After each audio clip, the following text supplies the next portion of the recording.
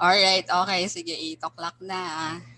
Okay, good morning everyone and welcome once again for our PAASE webinars. So this is the 19th webinar that we're conducting this year. And for today's talk, our speaker is a professor of the National Institute of Physics at the University of the Philippines. He obtained his PhD in physics at the University of the Philippines-Diliman in 2004. Before taking a postdoc positions at the Institute of Molecular Science and at the Institute of Laser Engineering, Osaka University. After a stint as a Japan Society for the Promotion of Science postdoctoral fellow in Osaka University from 2008 to 2010, he transferred to the University of Fukui as a specially appointed assistant professor. Through the long-term Balik Scientist Award of the DOST, he returned to the Philippines in the mid-2012 to join the faculty of UP Diliman. He was since put up a modest Terahertz Optoelectronics and Spectroscopy Laboratory at NIP, where he works with his colleagues and students on MBE-grown semiconductor materials and devices, with the primary goal of fabricating more intense terahertz semiconductor antenna sources and more sensitive terahertz antenna detectors. He is also interested in semiconductor lasers and has worked with Professor C. Chang Hasnain of UC Berkeley on MEMS tunable vertical cavity surface emitting lasers for DWDM applications under the auspices of the CHED Picari program. His research interests include terahertz time domain spectroscopy, ultrafast optical processes, and semiconductor optics. He is a member of the Japan Society of Applied Physics and is currently the second vice president of the Samahang Pisika ng Pilipinas. Let us all welcome Professor Elmer Estacio. Good morning. Ang haba nung ginawa ng mga estudyante. Alright. Pwede na ako magsalita, ma'am? Ay, magsimula? Yes, you may. And yeah. Alright. So, good morning, everyone. I'm glad you could come. It's 8 a.m. in the Philippines, kung saang time zone man kayo. Good morning, good evening, good day. So, I'll be, today I'll be talking about generation of pulsed terahertz radiation in semiconductor materials and antenna devices using ultrafast laser excitation theory and applications. This work is done primarily at the Condensed Matter Physics Lab of the National Institute of Physics in UP Diliman. Although I work with collaborators from National Sun Yat-sen University and the University of Fukui, as well as Osaka University, and sometimes in Riken. So for those of the audience who are quite familiar with UP Diliman, this is an aerial view, an oblique aerial view of what was captured by a camera of the entire campus. And this building here is your administration building. The National Institute of Physics, which is located within the National Science Complex, is located way at the back. Yung mga physicists nilagay nila sa bandang likod. Ayaw nilang nasa harap. If we take a closer view, I apologize, this is a rather old picture. This is the National Science Complex of the University of the Philippines-Diliman, and the National Institute of Physics building during this time, probably this was taken around 20 years ago, was still under construction, and this is this building, which is very, very near the intersection of Katipunan Road and CP Garcia. This is the National Institute of Physics building as it stands now. And unfortunately, we have a pandemic going on, but normally I would say you're always welcome to come here and visit our laboratories. We have 6 different experimental and theoretical physics laboratories right now, housed at the National Institute of Physics. And after all these things is over, sana po makadalaw kayo. So let me start by giving an introduction of what terahertz light is. This picture that I show here is pretty much familiar to everyone. This is the visible spectrum of the electromagnetic radiation, and this is the range of colors or the range of wavelengths that our eyes are sensitive to, from very near the ultraviolet, the shortest wavelengths that our eyes can see, and down to the near infrared, around 700 nanometers, a little bit over 700 nanometers, the red region, and these are both ends of the frequency spectrum or the wavelength spectrum that our eyes are sensitive to. However, the entire electromagnetic spectrum is much, much wider than what we know or what we see with our naked eyes. If this is the visible region, we know that it extends towards the high frequency or low wavelength, short wavelength, high frequency, high energy region down to the X-rays and gamma rays. And on the other side, you have your longer wavelength, VHF, UHF, SHF, EHF, and they belong to the microwave region. In this region, you have pretty much a widely developed array of applications. You have your radio communication technology, your microwave ovens, your cell phones, radar systems. And on the right-hand side, we know that this is a pretty much developed aspect of technology as well. We have your microscopy over here, you have X-ray imaging, you have gamma ray imaging, you have applications in medical astrophysics, optical communications. However, between this electronics region and the photonics region of the electromagnetic spectrum, you have a gap here, which we call the terahertz region, wherein not so much development has occurred these past few decades, but we're trying to get there. Technology review of MIT way back in 2004 selected terahertz as one of the 10 emergent technologies that will change the world at that time. So just for comparison, the terahertz region consists of electromagnetic radiation having wavelengths ranging from 3 millimeters, that's pretty much large, down to around 30 microns. And the corresponding frequency region is about 0.1 terahertz to about 10 terahertz in frequencies. So these are very nice pictures of how we may be able to utilize terahertz light. It can penetrate through clothing and be able to show us concealed weapons, such as this one. These are terahertz images of a man having concealed firearms in his at the back of his waist and in his hip.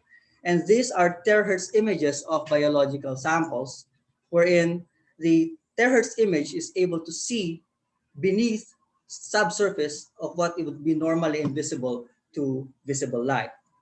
Lastly, it can also be used as a tool to do fingerprint spectroscopy of complex molecules. In this diagram here, we show the terahertz absorption spectra of a complex molecule showing some signature absorption lines that would otherwise be impossible to detect using optical wavelength spectroscopy or even FTIR. So a more complete array of terahertz technology in its applications is presented in the slides. Terahertz light can be used for law enforcement, medical imaging, as it can see through polymers and is very, very sensitive to the presence of metal. It can be used as a semiconductor processing tool in pharmaceuticals, in agriculture as well, where its sensitivity to water can be exploited to see through corn kernels. And it can also be used in material science applications. So why then is terahertz light, which has been technically proven to be very, very useful, has not been commercialized and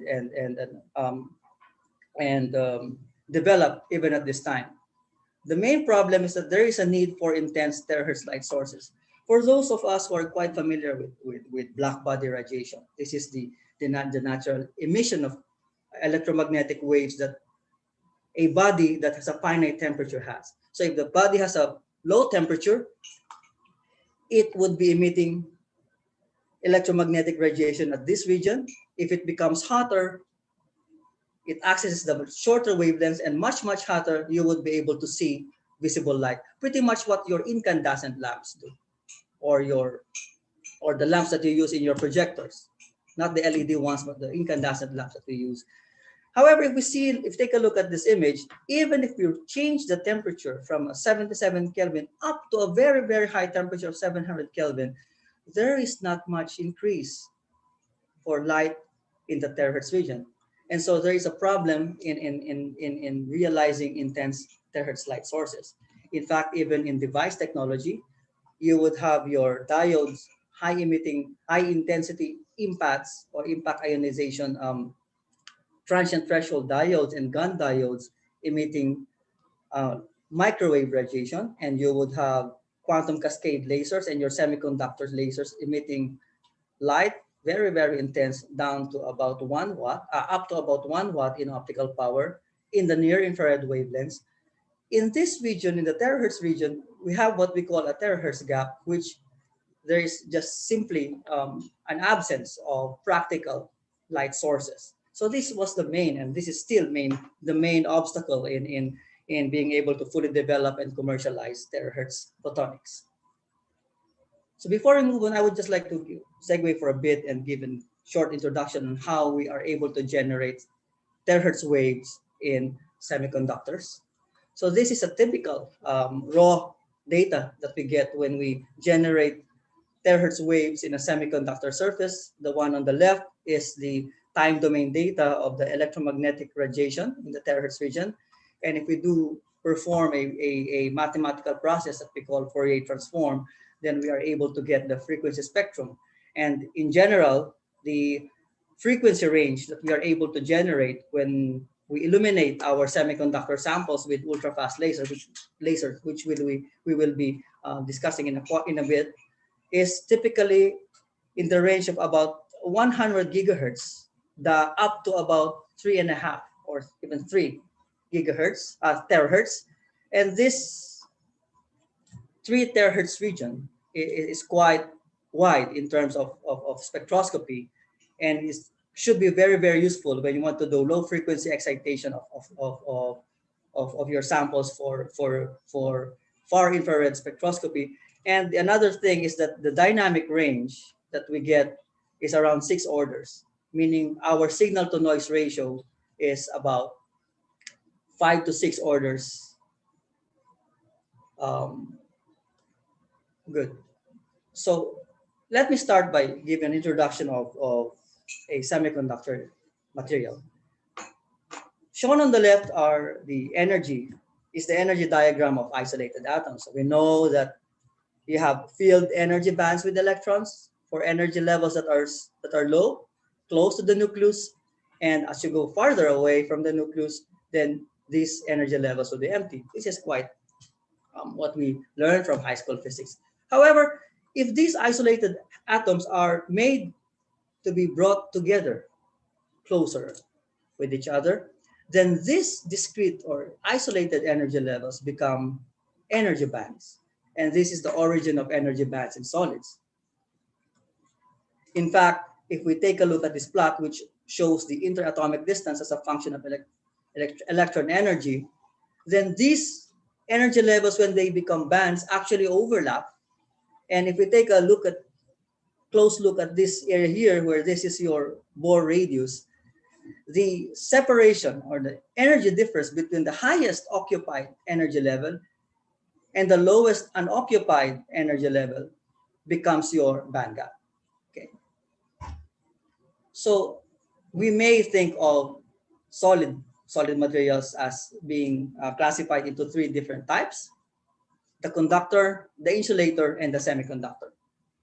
The lowest energy level, the valence band, the lowest occupied energy level is your valence band, and the highest occupied energy level is your valence band, and the lowest unoccupied energy level is your conduction band.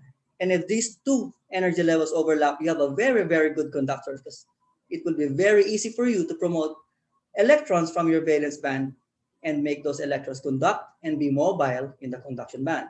And the classic example of this one is your metal, highly conductant. You can easily allow current to pass through them. On the other hand, you have your insulators, where it would require a very, very large energy for you to promote an electron from the valence to the conduction band.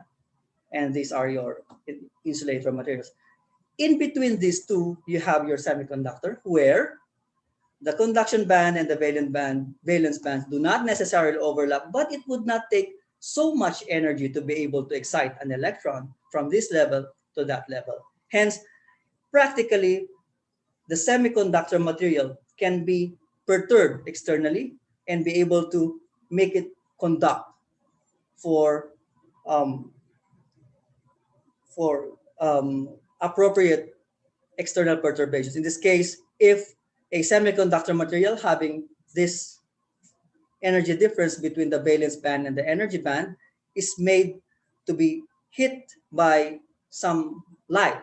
In this case, the energy of the light is much, much larger than the band gap of your semiconductor material, then you are able to promote electrons from this level to the excited level. Eventually, this electron would recombine with what you have at the bottom, the hole, what it left behind, and then emit light. But we're not interested in that. Right now, what we're interested in is the promotion of electron from here to the conduction band.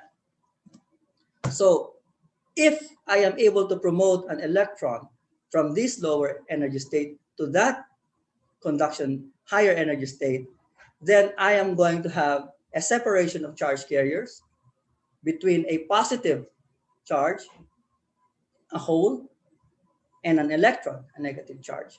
And this separated charges we may call a dipole.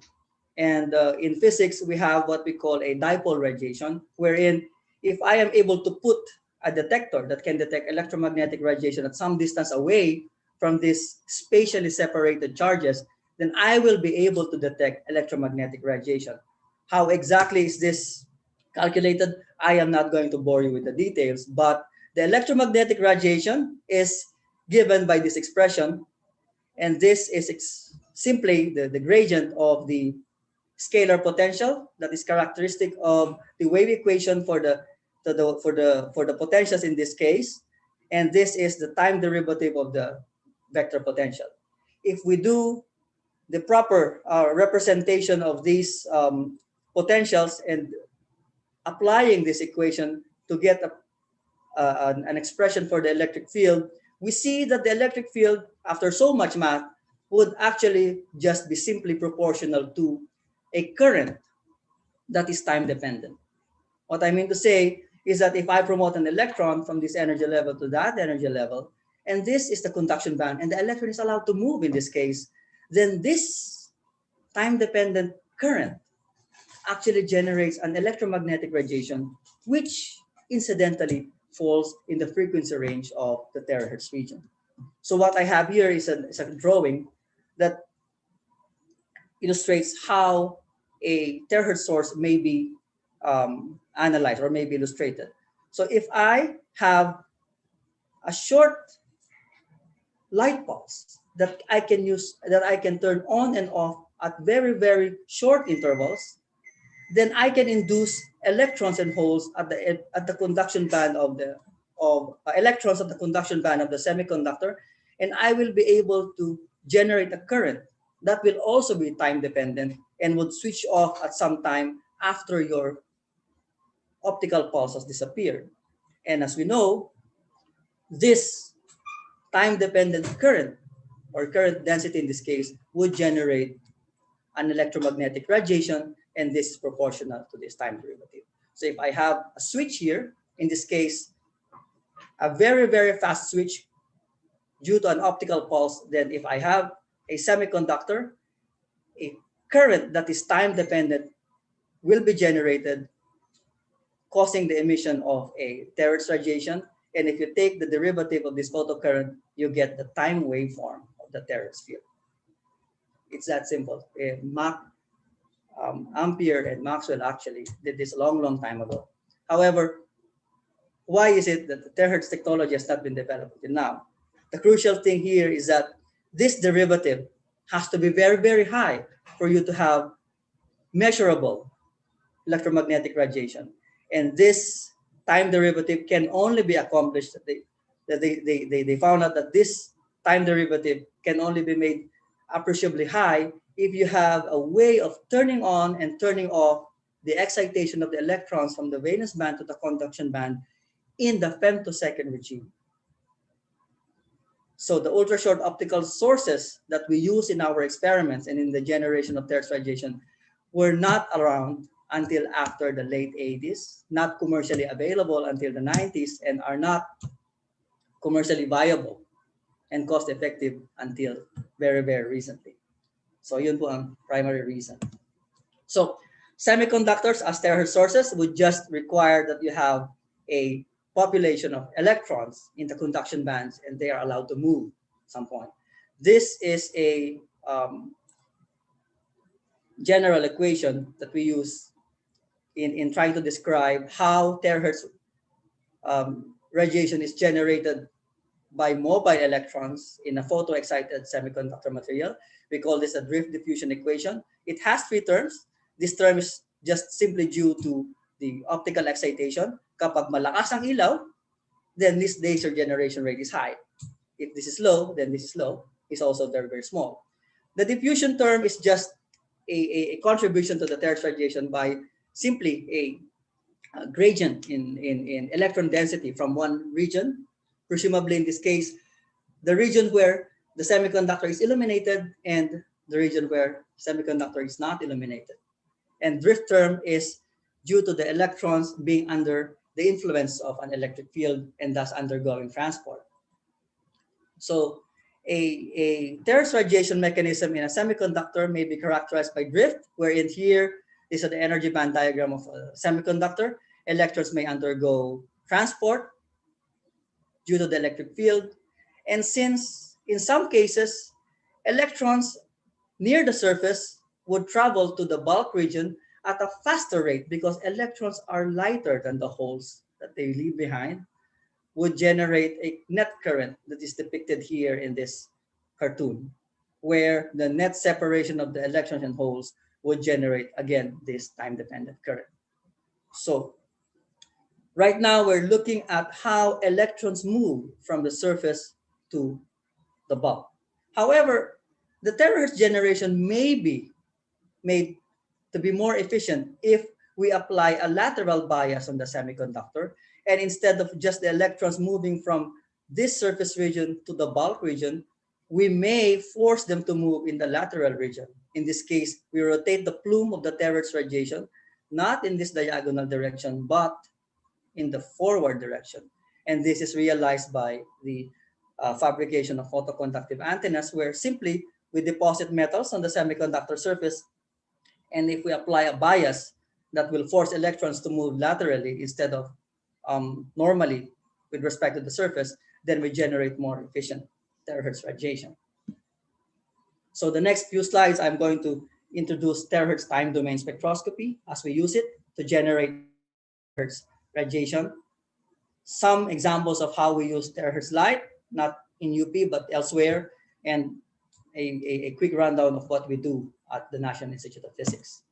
So typically, as I showed a while ago, this is a terahertz radiation pulse from a semiconductor, and this is typically seen for sub 100 femtosecond pulse widths, having optical pump powers in the milliwatt range, and this corresponds to a terahertz beam that would have a spectral range of about 3 terahertz, having 6 orders of signal to noise ratio. How do we measure this terahertz pulse in the first place? So what we have here is a schematic diagram of the terahertz time domain setup that we have. This is your ultralight or ultra fast light source, the femtosecond laser, and the light is split into two. We have the pump beam in this side, and we have the probe beam in this side.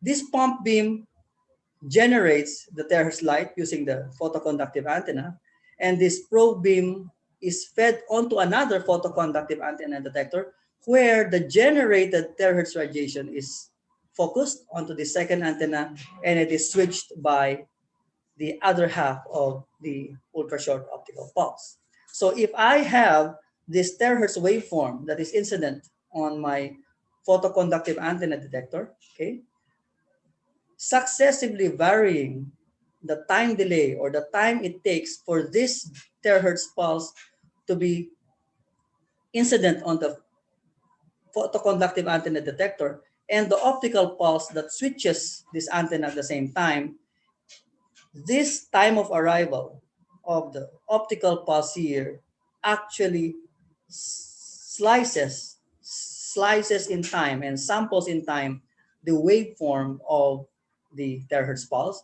And if I do this several times, I am able to measure a signal from the photoconductive antenna detector that will be proportional to the time propagation of my terahertz pulse generated by this photoconductive antenna emitter. So this is the actual picture of a photoconductive terahertz time domain spectroscopy setup. Um, Maybe just for comparison, these photoconductive antennas are probably in their holders are probably around 5 or 6 inches in size. Okay. These are the photoconductive antennas that we use. Note just want to show this to give reference of the sizes. The gaps are typically in the order of 5 to 10 microns. And this is your metal region, and this gray area is the semiconductor material. They can have different geometries as well, depending on the frequency range that you want to work on. And if I want to do spectroscopy, it's pretty much the same time domain spectroscopy setup, except that now I make sure that I have enough space here and put some sample. And if this sample is able to transmit terahertz radiation, then I am able to do spectroscopy.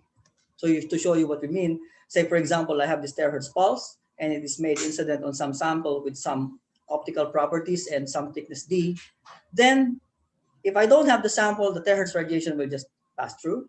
If I have the sample, this terahertz pulse will have some modifications. Either you get some time delay, the signal may be attenuated, and this time delay would correspond to some phase shift, which would give us information to the refractive index of the material. And the attenuation would give us information of terahertz absorption coefficient of whatever material you want to study. So enough of those equations and diagrams that show some nice cool stuff. This is a chocolate bar, and in the factory sometimes you would have to do quality control, and these are um, glass shards and other foreign objects that are embedded subsurface underneath the chocolate bar. And we cannot use microwaves to detect this. We cannot use x-rays, too expensive. Microwaves would just melt the chocolate, and they are able to do subsurface imaging of these chocolate samples using terahertz time domain spectroscopy. And terahertz is very sensitive to water. Right smack here, this is the water vapor content of our um, ambient air. And the terahertz region right smack in the middle of the region where you have very, very high water vapor absorption. And as such, this is a terahertz image of a leaf freshly cut from the tree, from the plant, and this is after 48 hours, showing much dehydration. However, right here, you still have water content. And this is a famous paper by Austin, and this is a more recent paper showing the capability of terahertz light to do subsurface imaging of IC packages without having to remove the polymer encapsulation. And since it is very, very opaque to metal, then you can discern failure by looking, being able to look at disconnections in the metal circuits underneath your polymer encapsulation. In the medical field, it can be used to look at subsurface images of cancerous tissue.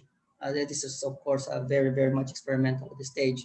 But due to the fact that, again, terahertz light is very sensitive to water content, and they have shown that cancerous tissue has a different water content than healthy tissue, then what was normally unseen by visible light showed that cancer cells have actually invaded this liver tissue quite extensively underneath.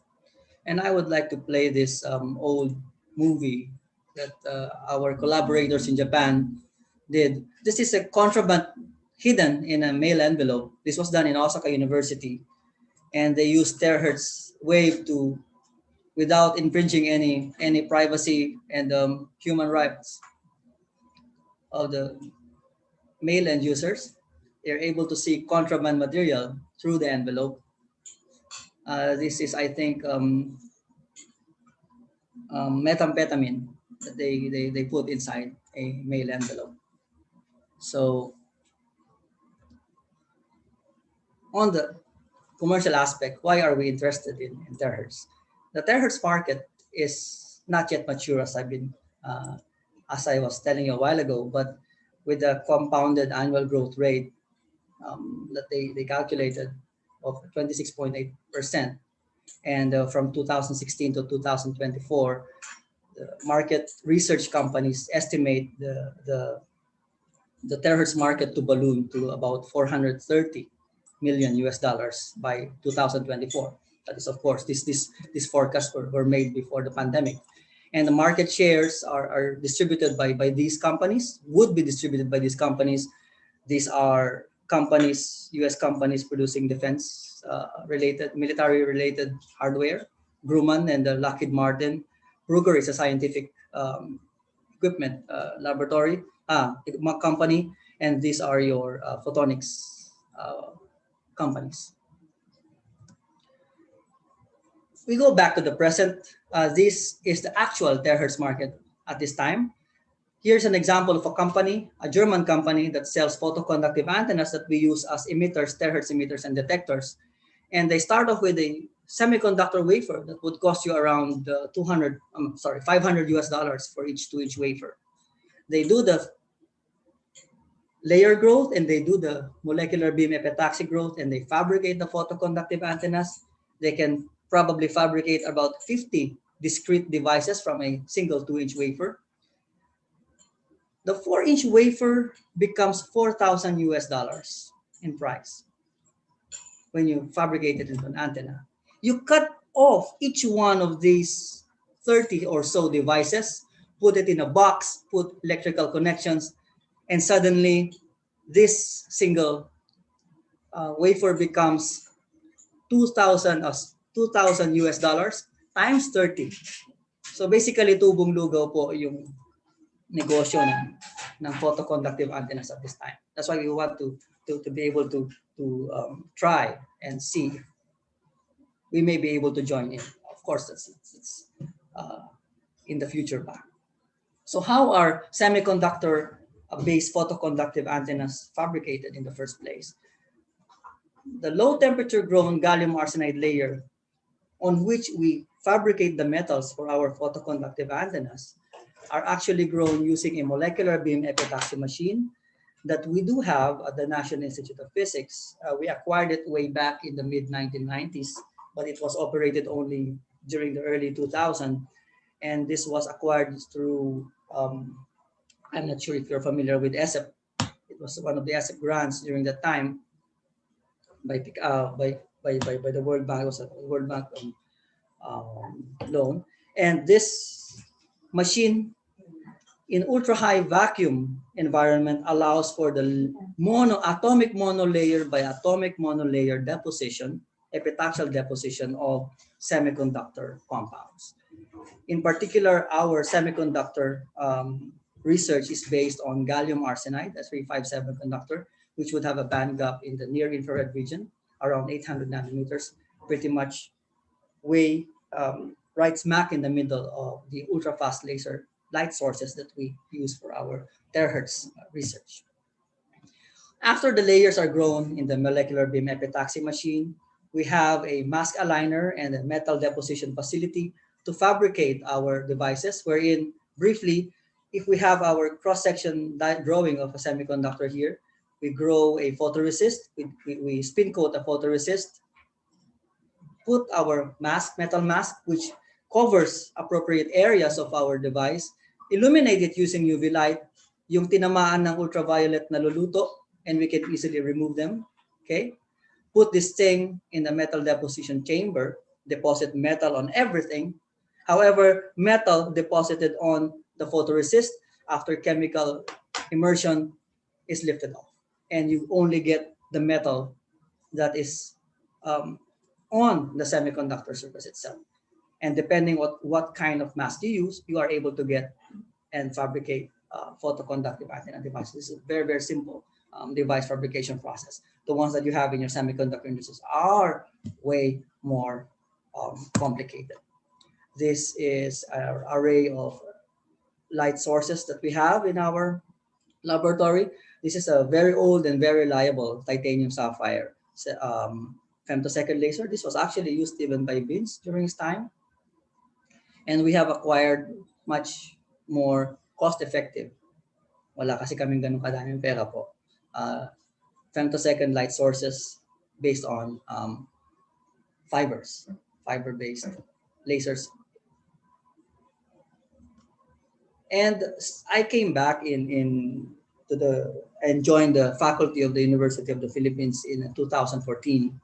And since then, I have devoted my research efforts on pretty much on terahertz science and photonics. And we have been able to publish our works on the development of novel semiconductor materials that may be used as terahertz light sources. And these are publications that we were able to produce in 2014 and 2015. This will be the basis for the photoconductive antenna devices that we were at that time planning to fabricate in a few years. So these were published in Applied Physics Express and Joseph B. Eventually, these students would be getting their PhDs and doing postdocs. At the same time, we are also interested in looking at the interaction of terahertz photons with very, very confined spaces. As you know, a while ago, I said that the terahertz light has a very, very long wavelength. That's why the energy is very low, and that is simply why our eyes cannot see it. It's much, much more invisible, I may say so, than infrared. And the wavelength of terahertz light is within the order of magnitude, a few hundred microns. And if we are able to develop conducting materials or arrays of metals having spacings pretty close to the wavelengths, and we may be able to observe some pseudoplasmonic effects that are normally observed in the microwave or even in the visible region. And we were able to do so. And a few years ago, we were able to demonstrate a strong enhancement of terahertz radiation in semiconductors if we fabricate an array of closely spaced gold lines in a gallium arsenide layer. And we published this work on our terahertz enhancement, emission enhancement in a metal line array in Optics Express.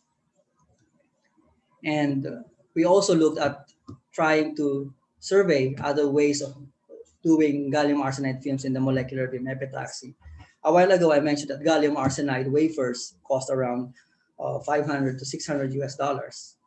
It's quite cost effective, but still relatively expensive if you compare it with silicon. Silicon is way cheaper.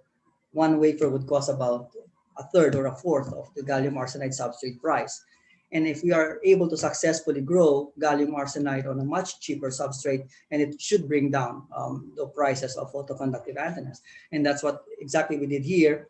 First, being able to successfully grow gallium arsenide films on silicon, we were able to show how we are able to generate terahertz radiation using these layers. This was just last year. Of course, we've been working on this for a few years back.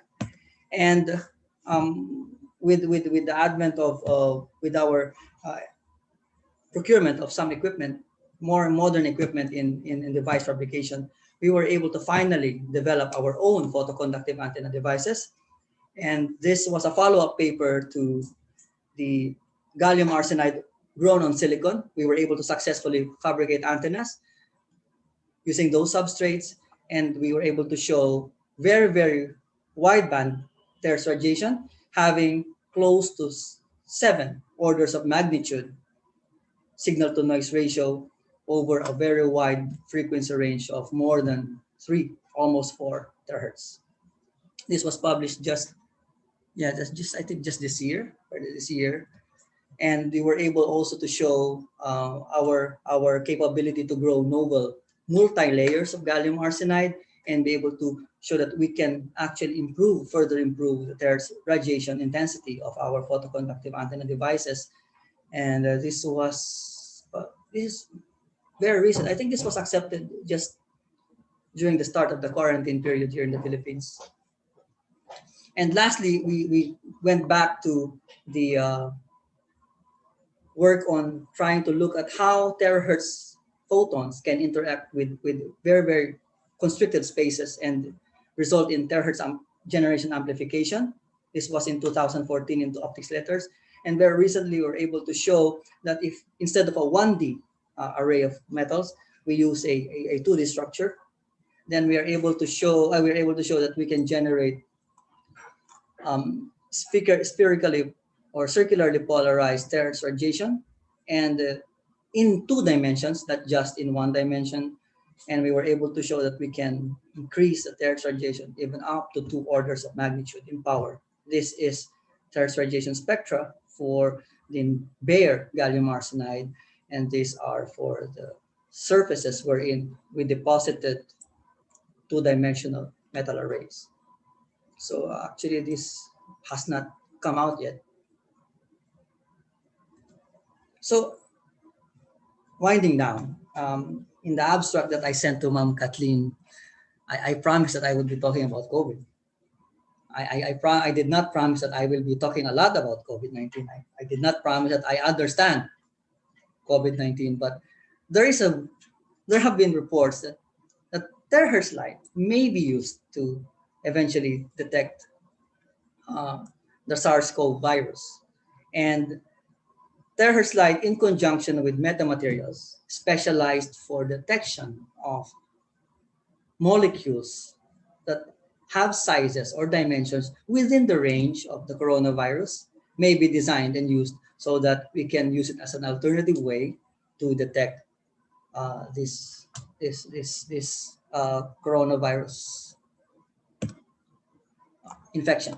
So we are not working with COVID-19 coronavirus detection using terahertz light at the moment. So what I'm going to show you is a survey of materials and publications, of recent publications that I was able to see that are related to terahertz light and possibly coronavirus detection. So this is a paper that was published in Biomedical Optics Express in 2017.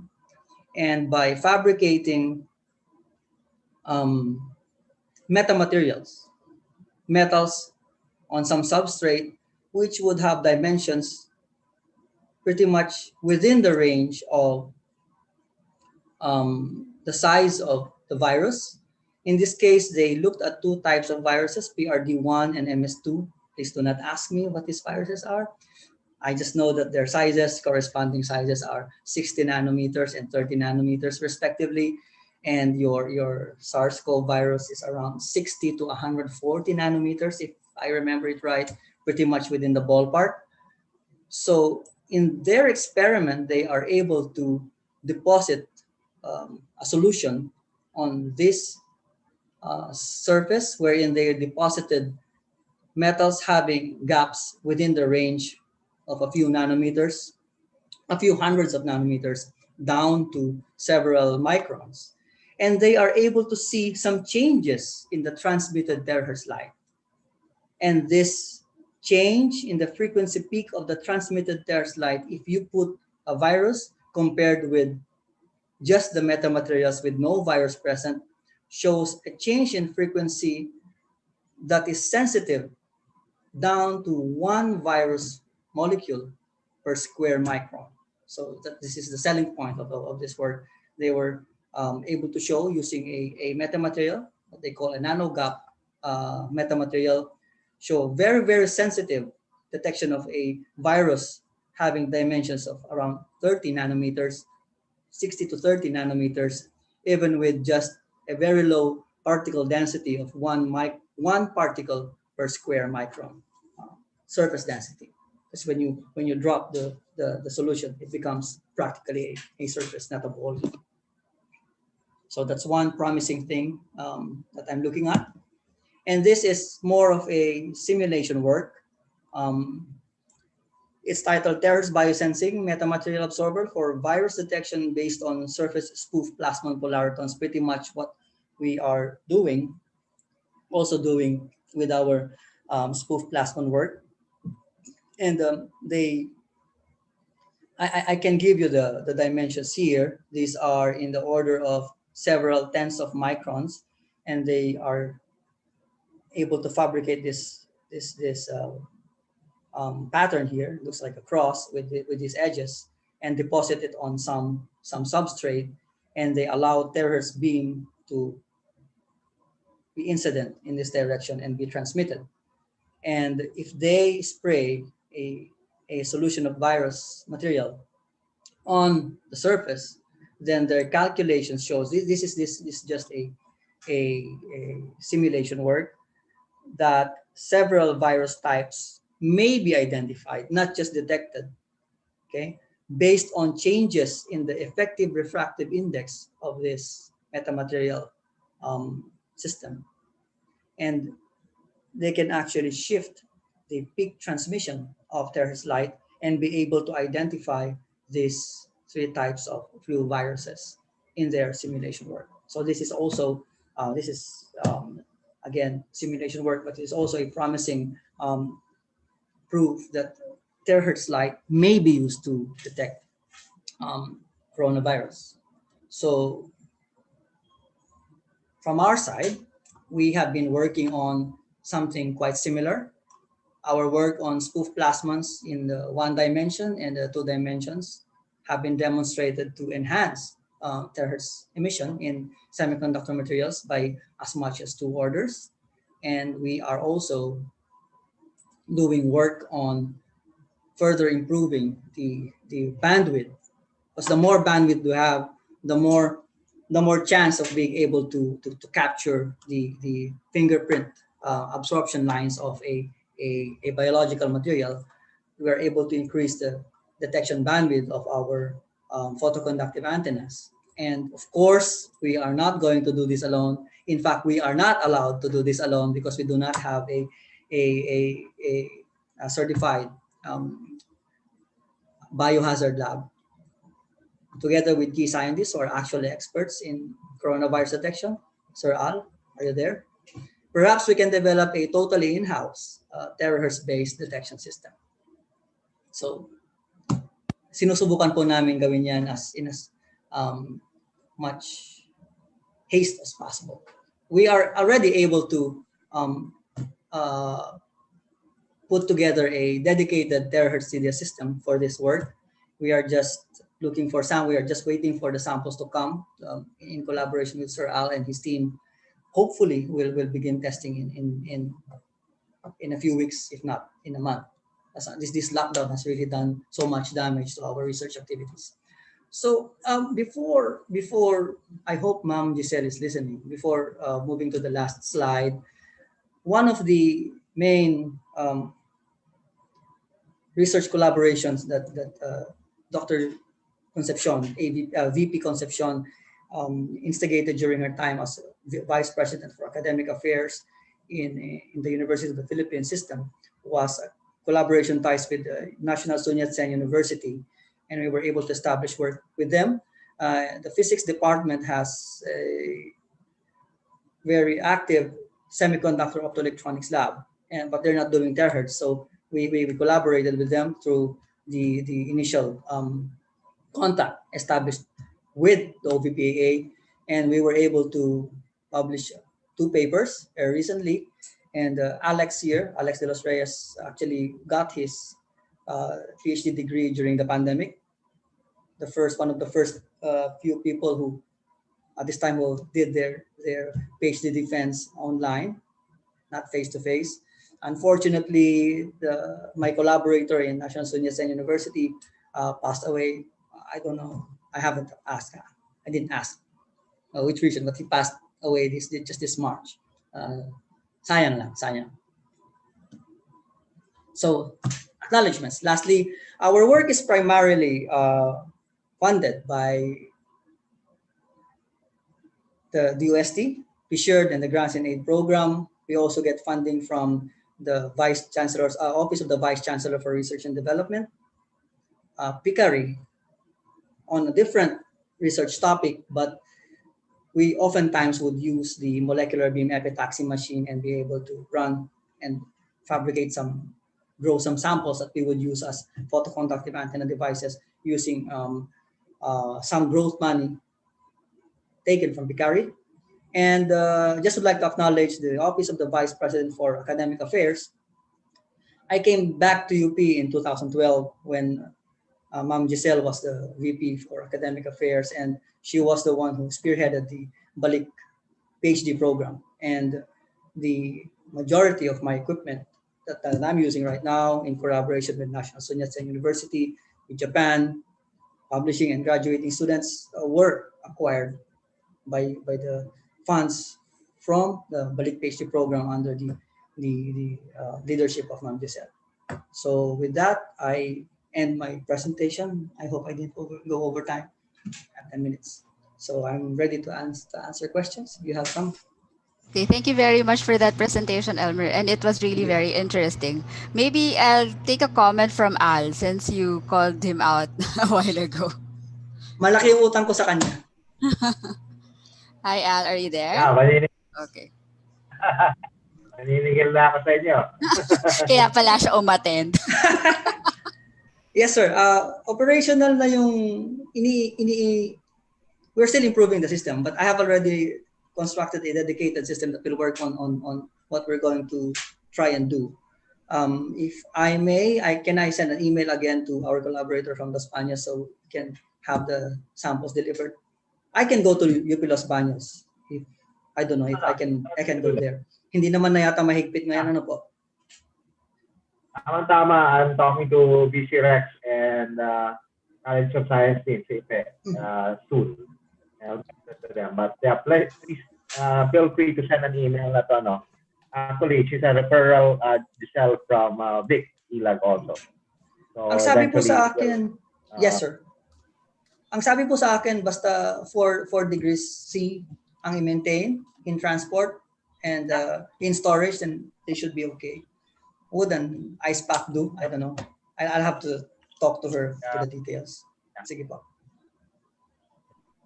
So it's not really a virus, so technically it should be okay from a biological hazard standpoint. I see. But we're looking forward. Opo.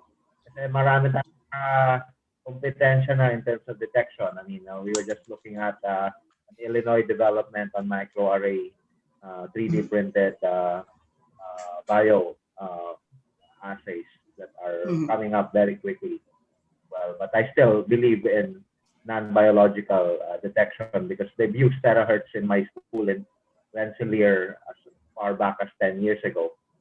I was a jury for a startup company in RPI because I came to our RPI. One of the ones that we approved or won of that year was a handheld scanning device for using terahertz for explosives. So I'm looking forward to us having a handheld device just scanning somebody for COVID, even for saliva applications as well. So yeah, please do send and follow up, and I will also tell the bosses in UPLB that this is something that we want to do, intercede you in very soon. Thank you, Elmer, for mentioning. Thank you. Okay, I think Vince has a question. Yeah, I have several questions. So you're using gallium arsenide, and these are direct band gaps, is it? Right. So when you excite them with a femtosecond laser, you put the electrons transfer electrons from valence band to conduction band. Would it radiate the standard energy that it's supposed to emit, like near infrared, for example? Yes. Once you do that at the same time? That's right. So shown here in this slide is the energy band diagram of a direct gap semiconductor. We can think of it as gallium arsenide. Once you excite it with the femtosecond laser, you get motion of the electrons, and then once the electrons goes back, then they will emit the standard energy level that it should be emitting. Right. Aside from the terahertz. That's right. That's correct. Yes, Vince. Once you excite optically excite the semiconductor material, and you are able to promote electrons from the valence band to the conduction band, then the progression of events will occur. Okay, so And the luminescence, you have terahertz light and you have near infrared right. light. So what you're talking about, the excitation or the luminescence. If the electron that is promoted to the conduction band eventually gets in touch with the hole it left behind, and then they recombine and they produce light, and that's what you call your luminescence. Okay. It happens. I cannot prevent that, but I cannot detect that. So you're just filtering that away. I actually do not need to filter. I cannot detect it. The antennas are not sensitive to luminescence. All right. Okay. And, the second question. Yeah. All right. Okay. No, that's clear. So the second question is that I realized that your spectrum for the metal array, one with the metal array, is is less than 1 terahertz frequency. That's right. That's right. It's very thin. Thank you for pointing that out. Is that correct? Okay. Most of the spectrum is broad, like That's 3 right. terahertz. And actually, I don't understand what do you mean by 0 frequency there in your spectral plots. It doesn't mean anything. It's a plotting error, if I may say so. So what do you mean by there is no 0. No. This is a mathematical artifact of the Fourier transform. So please excuse that. I mean, there's no such thing as 0 frequency. That's right. No, there's no such thing. This is a Fourier transform error and plotting carelessness. But people who do terahertz work actually do this, and we get away with it. But terahertz radiation coming from these types of photoconductive antennas would typically have a lower frequency limit of about 250 to 300 gigahertz. Around and regarding the bandwidth question, yes, that's right. The bandwidth of the terahertz radiation coming from this kind of structure is much less. Number one, please note that the thickness of the gallium arsenide substrates that we use here is much thicker than the photoconductive antenna devices that we use for the substrates that we use for the photoconductive antennas, about half. And number two, these antennas are electrically biased, and the electrons are forced to undergo lateral transport at a much higher distribution of velocities. So the effective frequency range that you get from this higher velocity transport is wider. And in this case, you're just relying. When you transform that to wavelength, that will be a broader wavelength. Is that correct? Range? If the velocity is smaller, if they are moving at a much slower velocity, then you get lower frequency spins. You suffer in terms of bandwidth, actually. So it's a major drawback of this. The opposite. So I mean, anyway, I'll just ask that question. Well, would it be possible to use to make a terahertz laser, for example? I mean, if you have a broader frequency spectrum, that's right. Would you be able to produce a very fine terahertz laser? They have. In fact, it has been experimentally demonstrated already. Yes.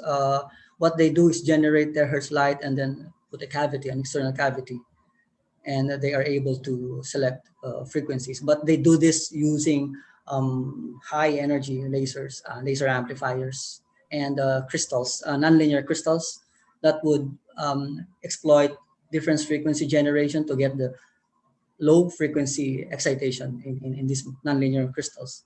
This kind of terahertz radiation has probably, if I may say so, a very low conversion efficiency compared with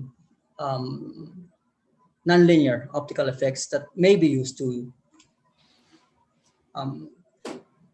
generate high intensity broadband radiation that you can actually, what you're saying, put in a cavity and select wavelengths for amplification. In practically a laser. All right, thank you. Thanks, Vince. Okay, thanks for that, Vince. Any other questions from our audience? Okay, maybe I'd like to ask, most of the things that you've presented, Elmer, were based from gallium arsenide. Are you Yes, ma'am. exploring um, other potential candidates? Um, Yes. Thanks, Amkat. The reason why we're doing gallium arsenide is that our MBE is tailored for pretty mm, much gallium arsenide based materials. In fact, we can also do ternary alloys, indium gallium arsenide, aluminum gallium arsenide, or even indium gallium aluminum arsenide. These things that you play around with, but pretty much based on gallium arsenide. And that is an instrument limitation. However, if we take a look at this plot, the most intense terahertz radiation that was observed for semiconductors illuminated by short pulse laser pulses is indium arsenide, which we may also be able to work on. But since there's a very, very big drawback when you use indium arsenide, it's not transparent to terahertz, and everything has to be done in reflection geometry. It becomes very, very tedious and quite complicated um, in terms of implementing this, using this material implemented in a device and use it for actual laboratory work. So indium arsenide is this one, and gallium arsenide is actually just a fourth of the intensity, but it's not very practical. We're also, there's a group that's doing the physics on how indium arsenide quantum dots generate radiation, and that's what we're working with the National Sun Yat-sen University was with. But in terms of fabricating commercially viable antennas, we would like to focus, at least at the moment, on gallium arsenide now. Thank you. so the materials that you use, correct, are being fabricated in your lab. Is that correct? Yes, ma'am. All in house. Of course, the sources, the gallium, the arsenic, Oh, are yeah, yeah. sourced outside, but everything is done. Otherwise, everything is done in house. Okay, so I'm not so familiar with the semiconductor, so I just want to ask, like, how much different is it with semiconductors that you would see commercially available? Okay, a good question actually. Um, Pretty much the gallium, the semiconductor industry and the whole um, technology and the industry that goes with it, commercialization and all, is based on silicon. Hmm. Gallium arsenide at this time is still quite expensive compared with silicon if you want to scale device application from low level integrated ICs to high level memory devices. If you use gallium arsenide for that, you are going to have much faster devices. However, our infrastructure is not yet suited All for right. gallium arsenide technology. So they're quite different in terms of material aspect now. That's why we're doing the opposite. We're trying to use silicon instead because that's Oh, cheaper. okay. Okay, thank you. Thank you. It was really a very interesting presentation. So, any more questions from our audience? Okay, I think that's it. Elmer, Thank you. Thank do you you have very much, ma'am. any final words for our audience? Wala lang. Magandang araw sa lahat. Thank you for having me. Oh, Thank you for having me. yes, yes. I know that you're one of the most productive researchers in UP. Hmm. Yes, you are. I'm sure you are. And then what's this? Oh, some of the people who has joined us to here are asking if they can get a copy of the presentation. Yes, sure, sure. Yeah. Okay. So if you can just send it to me, even in I'll PDF. send the PDF, ma'am. Yeah, and then I I don't I can. don't have animations here anyway, so I Yeah, don't and then have. I can disseminate it to. Can I send to you by email na lang po? Yes, yes, yes, yes, Okay. All right. yes, Okay, yes. thank you, Elmer. I've heard nice Thank you very stuff, much, Edsel, and but thank you for just staying. yeah, just make sure that you don't tell Trump, the president here, about the possibility of using this terahertz technology to detect COVID-19. Otherwise, you might be in the news and it will destroy your research. If we somehow let him ingest gallium arsenide, then that would be good. I'm joking. Thank you very much po, sir. Thank Okay, you. before we close the session, I just want to share with everyone our next session. Sorry, I stopped sharing. It's okay. Okay, can you guys see my my PowerPoint now? Yes. Yeah. All right, thanks. All right, so thank you very much, Professor Elmer, for that very interesting presentation. And we look forward to the developments of this work, of your work. And yeah, hoping to see that development with Al Serafica as well. So next meeting, we will have Professor Edsel Peña. He will talk about knowledge updating, decision making, and the search for truth through data.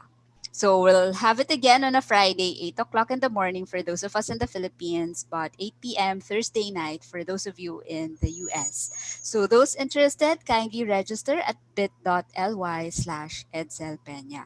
Okay, let me promote another one. So this was emailed recently by Dr. Joel Coelho. So after Professor Edsel, we will have Dr. Cherry Murray to speak about UN Sustainable Development Goals and the pandemic. So registration for that is also already open, but she'll be talking on September 25, which is the Friday after next week. Okay, so everyone, you can find us on Facebook at our Philippine American Academy of Science and Engineering official page, and our website, which is paase.org. And the webinars that we're conducting, we try to record everything and upload them at PAASE Webinars, bit.ly/PAASE Webinars. And Okay, thank so you very much, that's... Kay, for organizing this. Yes, March, maybe we can have you next time also. Yay! No, we're going to suggest one of our new members who has a lot of work on environmental. Yes, So please. I'll email you. Yeah. Yes, please. Okay. Okay. Thank you, thank you. So that's it. Thank you very much, everyone. Thank you very Salamat Thank po. you, much. Maraming guys. salamat. Salamat. And I Guys, hope to sing see you guys everybody. next week. Yeah. Thank you po. Salamat po. Thanks, Elmer. Good job. Thank you po. Mag-leave na ako. Okay na mag-leave na. Yes, yes, yes.